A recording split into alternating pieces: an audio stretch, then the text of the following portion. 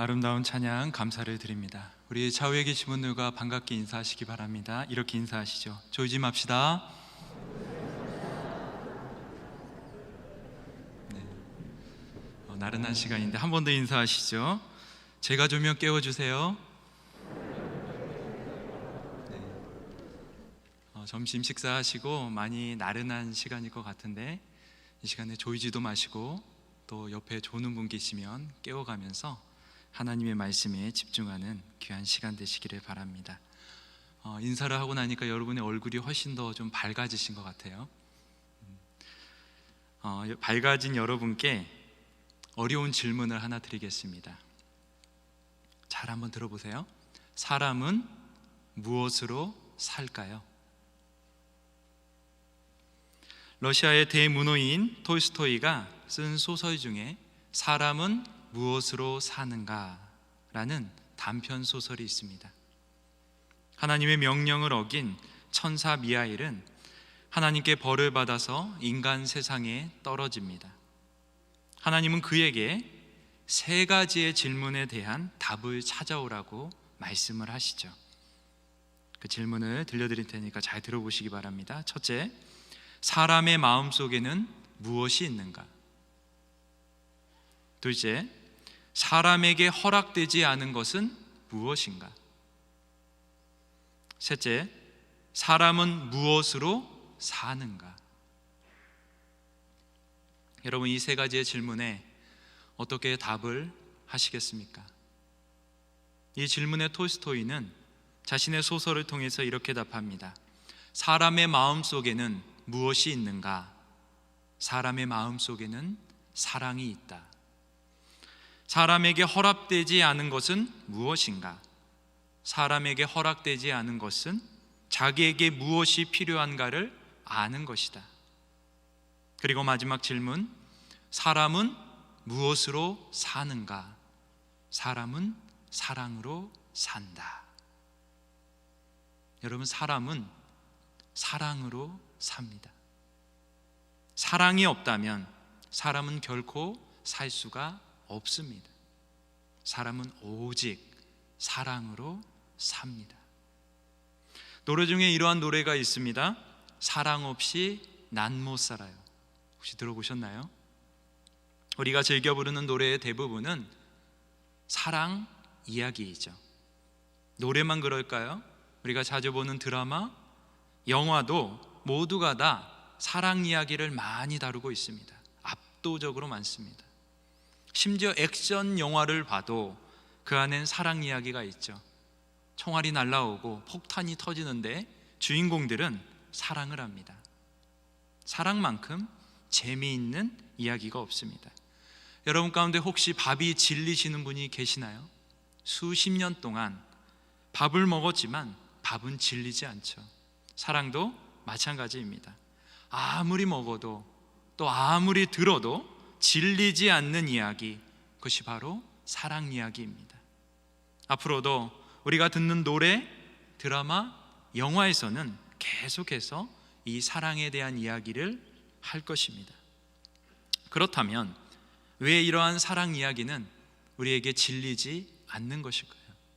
왜 우리는 사랑 이야기를 좋아하는 것일까요? 왜냐하면 사랑은 모든 인류가 공감할 수 있는 공통의 감정이기 때문이죠. 저마다 표현하는 언어나 문화가 다를지언정 누구나 공감할 수 있는 인류 보편의 감정이 바로 사랑이기 때문입니다. 그러나 그보다 훨씬 더 근본적인, 근원적인 이유가 있습니다. 사람을 지으신 하나님께서 바로 사랑이시기 때문입니다. 요한일서 4장 7절에서 8절은 이렇게 말합니다. 사랑하는 자들아, 우리가 서로 사랑하자. 사랑은 하나님께 속한 것이니 사랑하는 자마다 하나님으로부터 나서 하나님을 알고 사랑하지 아니하는 자는 하나님을 알지 못하나니 이는 하나님은 사랑이심이라. 여러분, 하나님은 사랑이십니다. 사랑의 하나님께서 사랑으로 사람을 만드셨습니다. 그렇기에 우리는 사랑을 좋아하는 것이죠. 그래서일까요? 발음도 비슷합니다. 사람, 사랑. 믿음과 소망과 사랑 중에 그 중에 제일은 사랑이라. 우리가 천국에 가려면 예수님을 믿는 믿음이 있어야 됩니다. 또 천국을 향한 소망이 있어야 됩니다. 그러나 막상 천국에 가면 믿음도 소망도 더 이상 필요가 없습니다. 그곳에서는 오직 사랑만 있으면 됩니다. 그렇게 사랑이 제일인 것이죠. 사랑만이 영원합니다. 오늘 우리가 읽은 짧은 본문에는 사랑으로 살았던 한 사람, 바로 야곱이 등장하고 있습니다. 야곱은 정말로 사랑으로 살았습니다. 그가 사랑한 사람은 누구입니까? 라헬입니다. 야곱의 삼촌인 라반에게는 2명의 딸이 있었습니다. 언니는 레아였고 둘째가 바로 라헬이었죠. 그 중에 동생인 라헬, 야곱은 이 라헬을 무척이나 사랑했습니다. 야곱이 라헬을 얼마나 사랑했는가, 오늘 본문이 그것을 말해주고 있는데 다시 한번 읽어보겠습니다. 야곱이 라헬을 위하여 7년 동안 라반을 섬겼으나 그를 사랑하는 까닭에 7년을 며칠같이 여겼더라. 야곱이 라헬을 얼마나 사랑했습니까? 7년을 며칠같이 여길 정도로 사랑했습니다. 여러분은 그런 사랑을 한번 해보셨나요? 7년을 며칠같이 여길 정도의 사랑. 여러분이 7년이라는 시간 결코 짧지 않은 시간입니다. 날수로 계산해 보면 2555일이나 됩니다. 이렇게 긴 나이들을 야곱은 겨우 며칠처럼 여겼다라고 합니다. 사랑하면 7년도 며칠이 될 수가 있습니다. 그렇다고 야곱은 이 7년 동안 아무것도 하지 않고 무의도식한 게 아니었습니다. 삼촌 라반을 위하여 열심히 수고했죠. 라반을 대신하여 수많은 양과 염소를 치는 일을 했습니다. 게다가 하나님께서 이 야곱에게 복을 주셔서 그가 쳐야 할 양과 염소는 넘쳐났습니다. 하나님으로 말미암아 일복이 넘쳤던 것입니다.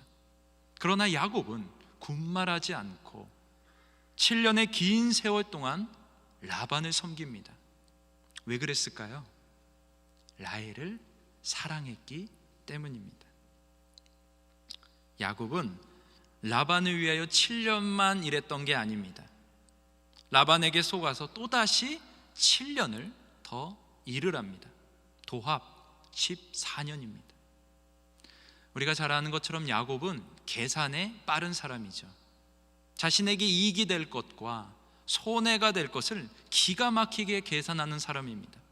그러한 야곱이 한 사람을 아내로 얻기 위하여 무려 14년이라는 긴 세월을 무임금으로 봉사를 합니다. 당시 고대 근동에서는 남자가 아내를 데려오기 위해서는 처가의 일정 금액의 비용을 지불하는 풍습이 있었습니다. 쉽게 말해 몸값이 있었다라는 것이죠. 보통 지불 금액은 은 30에서 40세겔입니다. 당시 노동자의 1년 연봉이 10세겔 정도였습니다. 이런 점을 감안해 볼 때 야곱은 140세겔을 지불한 것과 마찬가지이죠. 그러니까 남들보다 약 4배가 넘는 그러한 금액을 더 많이 지불한 셈입니다. 야곱이 라반을 섬기는 동안 라반의 재산은 부쩍부쩍 늘어나게 됩니다. 엄청난 부자가 되어지죠. 그러나 여전히 야곱은 가난합니다. 무일 뿐이죠. 그럼에도 불구하고 야곱은 라반을 위하여 14년을 봉사합니다. 그 이유가 무엇 때문입니까? 라헬을 사랑했기 때문입니다. 라헬을 사랑하는 까닭에 야곱은 14년을 땡전 한 푼 받지 않고 수고합니다. 흔히 사랑을 하면 눈에 뭐가 낀다고 하죠? 콩깍지가 낀다라고 하죠. 여러분, 눈에 콩깍지가 끼면 뭐만 보일까요? 질문이 어렵나요? 눈에 콩깍지가 꼈습니다. 뭐만 보일까요? 콩깍지만 보입니다. 콩깍지 말고는 눈에 뵈는 게 없습니다. 부모도 안 보이고 가족도 안 보이고 돈도 시간도 안 보입니다. 때로는 이성을 잃기도 하고 상식에 벗어난 행동도 합니다. 지금 야곱이 딱 그렇게 하고 있는 것이죠. 라헬이라는 콩깍지가 껴서 온통 라헬밖에는 보이지가 않습니다. 14년 그까짓 거 아무것도 아닙니다. 사랑은 그런 것이죠. 손익을 따지지 않는 것이 사랑입니다. 상식적으로 도저히 이해가 되지 않는 것이 사랑입니다. 그렇기에 우리는 우리의 자녀를 낳고 키울 수가 있는 것이겠죠. 만약에 우리가 자녀를 사랑하지 않는다면 자녀 양육이라는 그 엄청난 대가를 지불할 사람은 이 세상에 아무도 없을 것입니다. 일단 자녀를 낳기 위해서는 임신을 해야 됩니다. 임신 쉬운 일입니까? 아니요, 쉽지 않습니다. 요즘 불임이 얼마나 많은지 모릅니다. 임신이 잘 되지 않아서 인공수정, 시험강아기 등 임신을 위한 수많은 노력들을 합니다. 얼마나 어려운 일인지 모릅니다.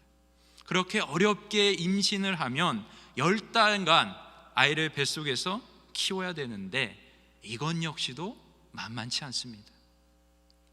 얼마 전 먹었던 고깃집의 신김치가 먹고 싶다라고 합니다. 고기도 아니고 밑반찬으로 나왔던 시디신 신김치, 그것도 꼭 가게 문 닫는 날 밤에 그 김치가 먹고 싶다라고 하죠. 어떻게 해야 될까요? 고깃집에 연락을 해서 고기 말고 신김치 좀 팔라고 그렇게 어렵게 구해가지고 갖다가 주면 안 먹고 싶다라고 합니다. 아니, 조금 전까지만 해도 신김치 먹고 싶다고 하지 않았냐? 그때는 먹고 싶었는데 지금은 안 먹고 싶다. 냄새 나니까 빨리 치워라. 이러한 경험들 아마 많은 분들이 하셨을 것입니다. 그렇게 아기를 10달 뱃속에서 키워서 출산을 합니다. 출산도 만만치 않은 일이죠. 산통이 시작되면 산모는 극심한 고통을 느끼죠.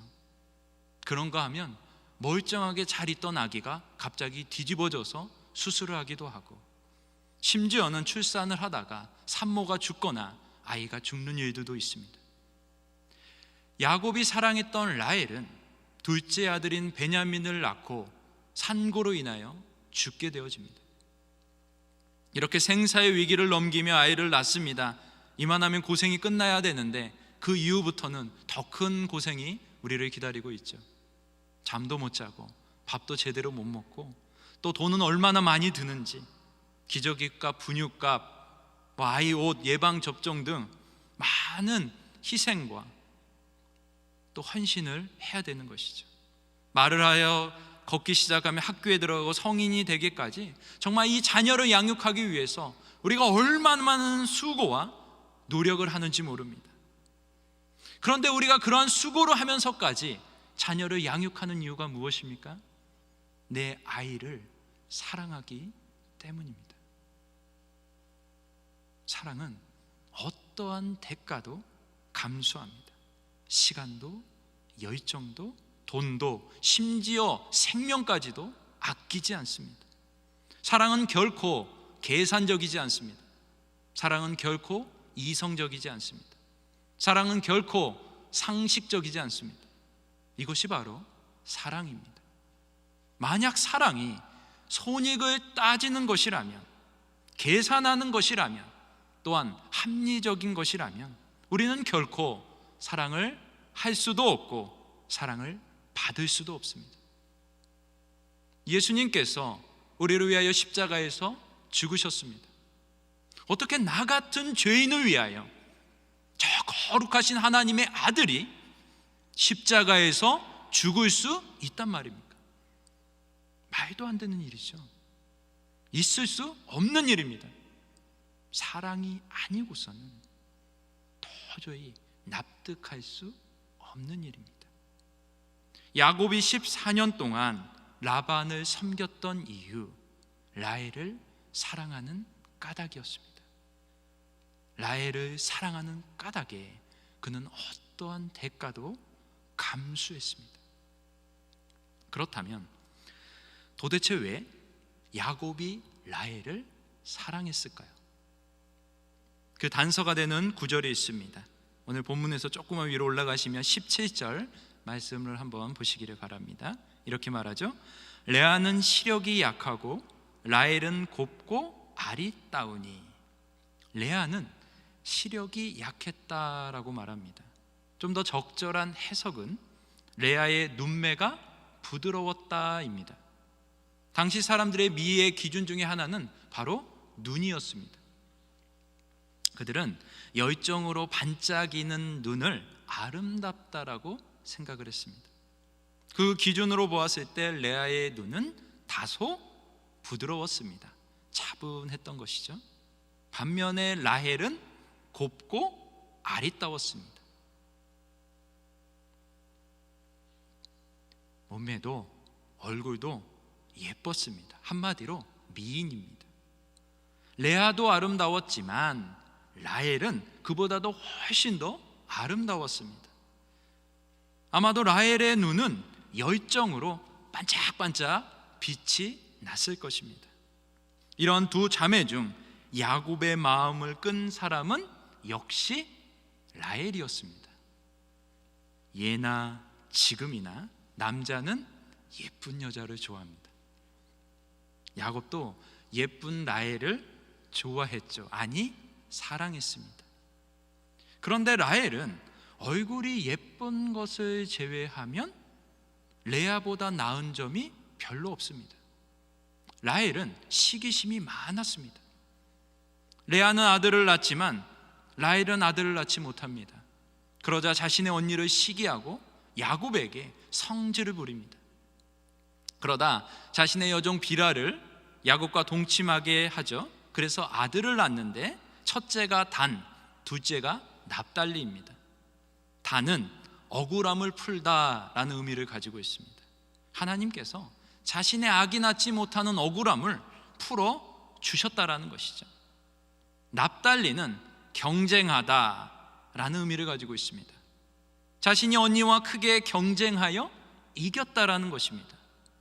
오죽 시기와 질투가 많았으면 자식의 이름까지 경쟁하며 이겼다라고 지었겠습니까? 그뿐만이 아닙니다. 이 라헬은 욕심도 많았습니다.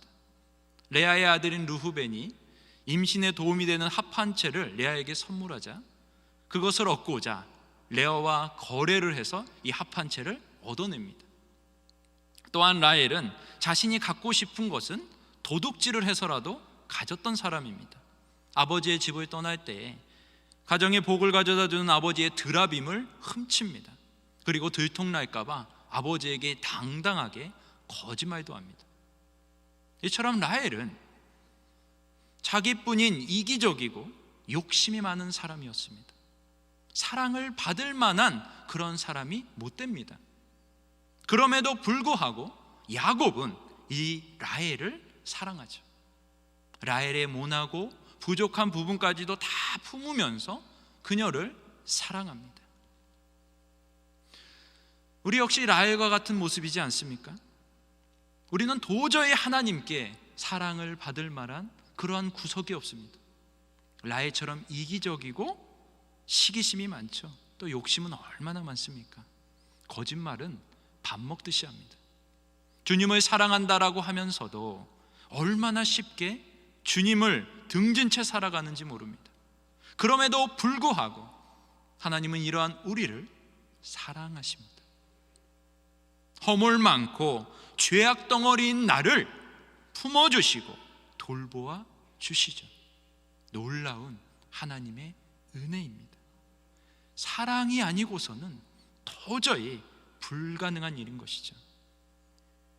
야곱은 허물 많은 라헬을 사랑합니다. 사랑하되 끝까지 사랑합니다. 훗날 라헬은 하나님의 은혜로 어렵게 아들을 낳습니다. 그가 바로 요셉이죠.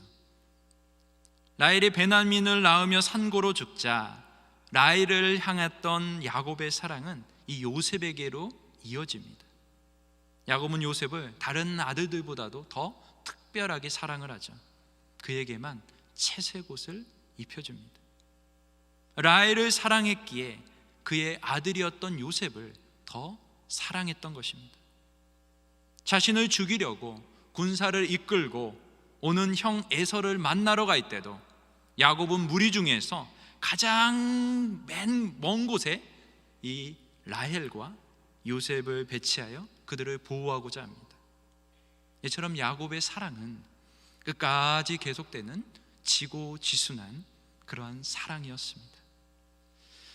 요즘 사랑이 너무나 가볍게 여겨지는 것 같습니다. 그래서 인스턴트 사랑이라고까지 부르기도 하죠. 즉석에서 간편하게 먹을 수 있는 컵라면, 햄버거처럼 간편한 사랑들이 넘쳐나고 있습니다. 젊은이들 사이에서는 원나잇 스탠딩 들어보셨나요? 클럽에서 만난 남자나 여자가 하룻밤을 같이 자고 헤어지는 것을 가리켜서 원나잇 스탠딩이라고 합니다. 그런 일들이 젊은이들 사이에서는 흔한 일이 되었습니다. 검은 머리가 파프리가 될 때까지 사랑한다라는 말은 이제 역사책이나 나오는 고리타분한 그러한 이야기가 되었습니다. 너무 쉽게 만나고 너무 쉽게 헤어집니다. 그러면서 말하죠. 그때는 사랑했었다고. 아니요, 결코 그것은 사랑이 아닙니다. 애초부터 사랑한 게 아닌 것입니다. 하다 많은 사랑, 그것은 사랑이 아닙니다. 진짜 사랑은 끝까지 하는 사랑입니다. 우리 주님은 우리를 사랑하사 낳고 천한 이 땅에 사람의 모습으로 오셨습니다. 그리고 33년의 짧은 생애를 사시면서 사랑이 무엇인지에 대해서 우리에게 분명하게 보여주셨습니다. 요한복음 13장 1절입니다. 유월절 전에 예수께서 자기가 세상을 떠나 아버지께로 돌아가실 때가 이른 줄을 아시고 세상에 있는 자기 사람들을 사랑하시되 끝까지 사랑하시니라. 우리 주님은 유월전에 자신이 세상을 떠나 하나님 품으로 돌아갈 것을 알고 계셨습니다. 그래서 그 마지막 순간에 주님께서 하신 일이 무엇인가? 세상에 있는 자기 사람들을 사랑하셨습니다. 사랑하시되 끝까지 사랑하셨습니다. 만약 주님의 사랑이 하다 많은 사랑이었다라면 아마 저와 여러분 가운데 이 자리에 앉아 있을 수 있는 사람은 단 한 사람도 없었을 것입니다. 주님의 사랑은 결코 인스턴트 사랑이 아닙니다. 하다 많은 그런 사랑도 아닙니다. 우리 주님의 사랑은 끝까지 사랑입니다. 여러분, 사랑은 끝까지 하는 것입니다. 이 자리에 서서 보니까 연세가 지긋하신 분들이 여러분 앉아 계신 것을 볼 수가 있습니다. 지난 세월을 어떻게 살아오셨나요? 야곱이 바로왕 앞에서 고백한 것처럼 험악한 세월을 살아오셨을 것입니다. 어린 시기에 한국 전쟁을 겪어야 했고 또 배고픈 보릿고개를 넘어야 했고 또 독재 정권 치하에서 숨죽이며 살아야 했고 이 나라의 경제 발전을 위해서 정말 몸이 부서지도록 일해야 했을 것입니다. 그 결과 세계 속에 우뚝 선 지금의 대한민국이 있는 것이고 지금의 충현교회가 있는 것이겠죠. 그렇다면 어떻게 그 힘들고 어려운 시기를 여러분 이겨내실 수가 있으셨나요? 바로 사랑 때문입니다. 남편을 사랑하는 까닭에, 아내를 사랑하는 까닭에, 자녀들을 사랑하는 까닭에, 주님을 사랑하는 까닭에, 교회를 사랑하는 까닭에 나는 좀 덜 먹고 덜 입고 덜 자더라도 사랑하는 까닭에 견디고 또 견디고 수고하고 또 수고하며 그렇게 일평생을 살아오셨을 것입니다. 연세가 지긋하신 우리 성도님들만 그럴까요? 이 자리에 있는 저와 여러분도 우리의 인생 역시 크게 다르지 않죠. 하루하루 전쟁과 같은 삶을 살고 계시지 않습니까? 코로나가 터지면서 정말 모든 것을 다 포기하고 다 때려치고 싶을 때가 한두 번도 아니었을 것입니다. 그런데 그 힘든 삶을 버텨낼 수 있었던 여러분의 삶의 원동력이 과연 무엇이었습니까? 바로 사랑 때문 아니었나요? 그렇다면 이제 남은 인생, 또 이 인생은 또 어떻게 살아가야 될까요? 두말할 필요 없이 사랑으로 살아가야 합니다.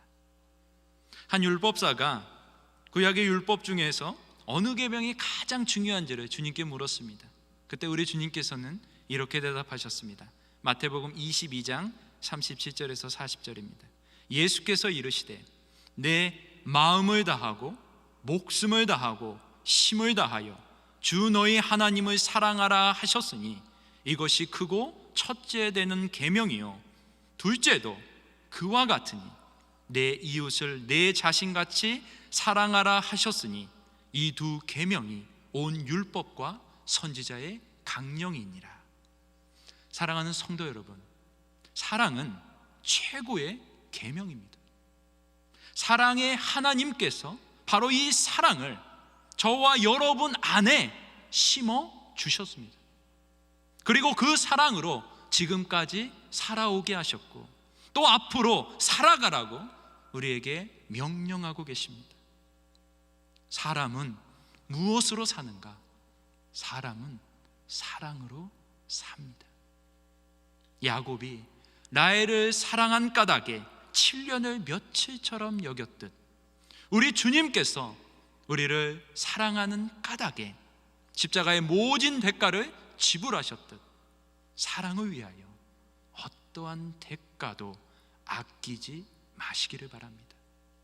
좀 허물이 보여도, 좀 부족하고 모자라 보여도 그럼에도 불구하고 사랑하시기를 바랍니다.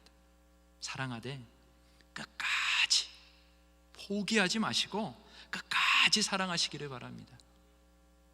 야곱의 사랑이 변치 않았던 것처럼 우리 주님의 사랑이 영원한 것처럼 끝까지 변치 않는 영원한 사랑으로 주님을 사랑하고 이웃을 사랑하고 교회를 사랑하시기를 바랍니다. 그럴 때 비로소 우리는 사랑의 하나님을 닮은 사랑의 그리스도인들이 될 것입니다. 이러한 은혜와 축복이 저와 여러분의 삶 가운데 가득 넘치시기를 주님의 이름으로 축복합니다. 기도하겠습니다.